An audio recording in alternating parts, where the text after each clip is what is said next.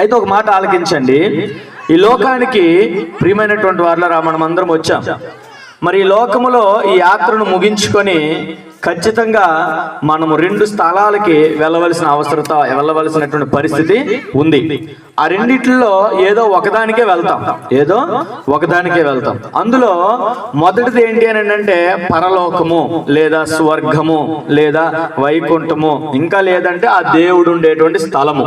ఏమండి, ఇది మొదటిదైతే. రెండోది ఏంటి అని అంటే నరకము. ఏమండి, రెండోది ఏంటి? నరకము. పాపాత్ములు వెళ్ళేటువంటి స్థలము, దుష్టులు వెళ్ళేటువంటి స్థలము, దుర్మార్గులు వెళ్ళేటువంటి స్థలము, రాక్షస మనస్తత్వం కలిగినటువంటి వారు వెళ్ళేటువంటి స్థలము. అయితే ప్రియమైనటువంటి వారులారా, మరి స్వర్గానికి ఎవరు చేరుతారు?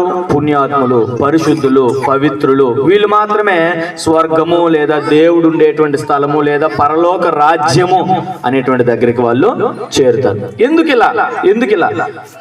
అందరూ అయితే స్వర్గములో ఏముంటది, నరకములో ఏముంటది అని అంటే, స్వర్గములో ఏమండి నిత్య సుఖము, సంతోషము, సమాధానము, ఆనందము ఉంటది.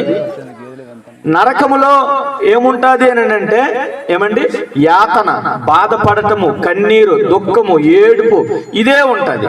ఏమండి, అయితే మనలో ఉండేటువంటి కొంతమందికి ఆలోచన పుట్టొచ్చు, అరే అందరినీ స్వర్గానికి పంపించేవచ్చు కదా, నరకానికి వెళ్లకుండా, నరకం అనేది లేకుండా అందరినీ దేవుడు స్వర్గానికి పంపించేవచ్చు కదా అనే ఆలోచన కలిగినట్లయితే నిజమే, దేవుడికి కూడా అదే ఆలోచన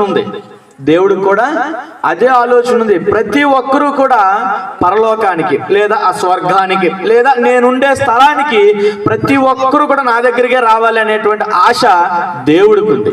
ఏమండి, మరి నరకము ఎందుకు మరి చేశాడనంటే, నరకం కూడా దేవుడు మన కోసం చేయలేదు. నరకం ఎంత మాత్రం కూడా దేవుడు మానవుల కోసం ఎంత మాత్రము చేయలేదు.